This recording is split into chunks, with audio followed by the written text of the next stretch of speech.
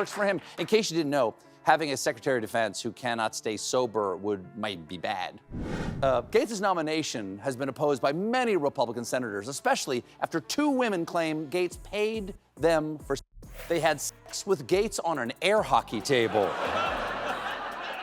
An air hockey table? Breaking news. Trump nominates Pete I don't wash my hands Hegseth for Secretary of Defense. Yes, you heard that right. The guy who proudly declared he hasn't washed his hands in a decade might soon be in charge of our military. But wait, there's more. Matt Gaetz, currently under investigation, could be our next attorney general. It's like putting the fox in charge of the henhouse, except the fox is also on trial for stealing eggs. Before we move on, I'd like to ask you a small favor. If you appreciate this content, please take a second to like this video and subscribe to the channel. Over 98% of you watch the videos without subscribing. It costs you nothing, but it makes a huge difference to us. So, did you click the subscribe button?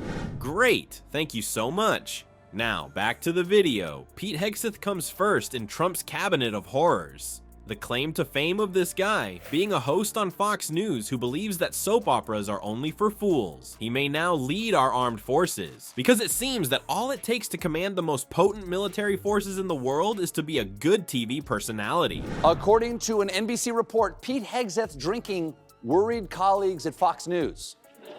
Speaking of Trump stuffing nominees up his cabinet, we keep finding out more upsetting stuff about his pick to head the Department of Defense, that Hegseth may have a slight work problem when he shows up at drinking. The major qualification of Hegseth? He's very good at shouting about wokeness on Fox and Friends. However, managing the Pentagon, it would be equivalent to assigning nuclear codes to a toddler. The man has about as much military leadership experience as my cat. But hold on, things will improve. At one point, Hegseth proudly said, "I haven't washed my hands in 10.1 years. Apparently, the reports of the drinky drink are making Trump doing the thinky think. He was sober when he did this. Who's going to win this battle of the lumberjack? It works for him. In case you didn't know, having a Secretary of Defense who cannot stay sober might be bad.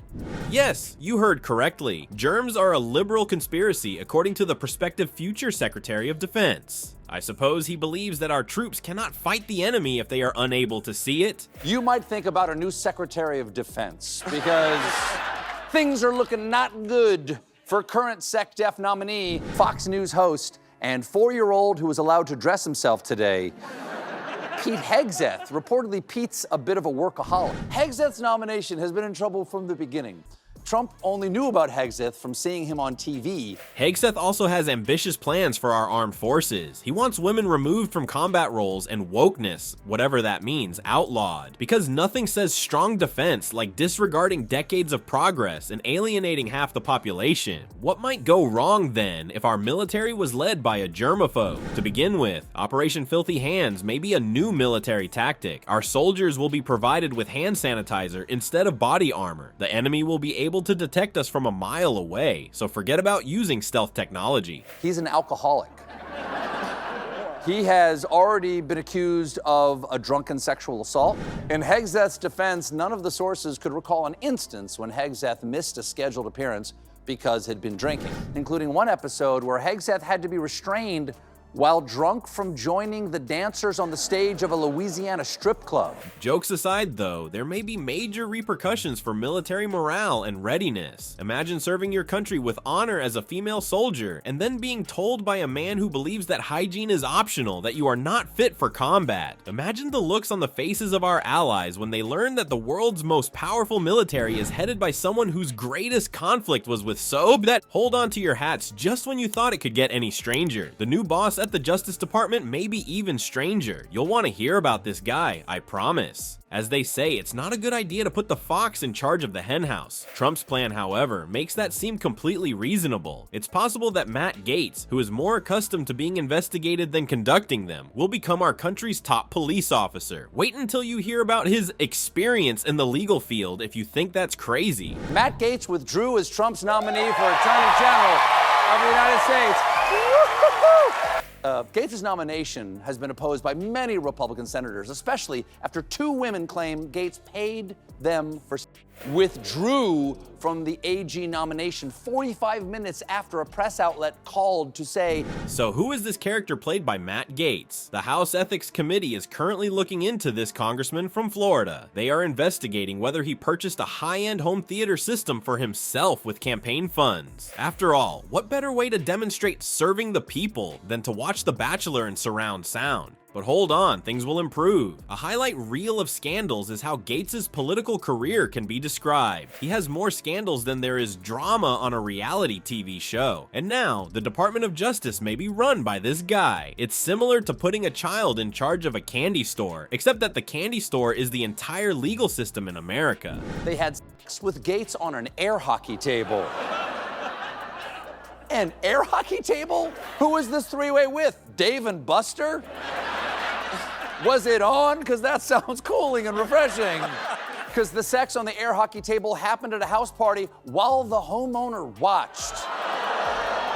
Surely this guy must have some amazing legal skills to make up for all that drama, is what you may be thinking right now. Gaetz's legal background is as impressive as a dog's resume for a cat-sitting job, so buckle up, Buttercup. According to experts, his knowledge of the law is comparable to that of someone who has binge-watched a few seasons of Law & Order. I suppose that qualifies you to oversee the entire legal system in Trump's world. Upon being questioned about Gaetz's possible nomination, one senator simply replied, "Happy Thanksgiving." In political parlance, that means, please, for the love of God, don't make me talk about this train wreck. They appear to be competing with one another in a game of who can dodge this question the hardest. And the worst part, though, is that if Gaetz is appointed Attorney General, he may use his position to halt the inquiries into his own dubious actions. Giving a child the ability to end their own timeouts is analogous to that. Experts in law are alarmed, stating that this has the potential to completely disrupt our entire legal system. However, when you have high ratings, who needs justice? Well, people, there you have it. From a Florida man to a possible top cop is Matt Gaetz. It's a live-action comedy sketch with our democracy as the punchline. Don't worry though, it gets even stranger. Wait until you hear about the man who could lead the EPA if you thought Gaetz' tenure at the DOJ was awful. Warning, he believes that trees are overvalued.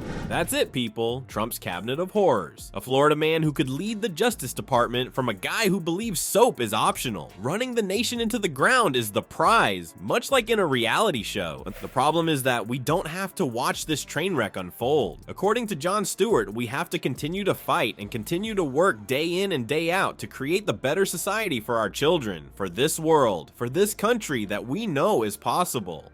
What can we do then? Vote as if your democracy depended on it, because it does. Keep yourself informed and pester your representatives until they block your number. Keep in mind that every vote matters. Unless you're supporting a reality TV personality to lead the nation, then you might want to skip this one. Who knows? Perhaps next time around, Trump will select his cabinet by having them all compete on The Apprentice Government Edition. We would at least be aware of what we were getting into. Until then, keep fighting, keep laughing, and keep holding out hope that one day being a good TV personality won't be enough to run the country.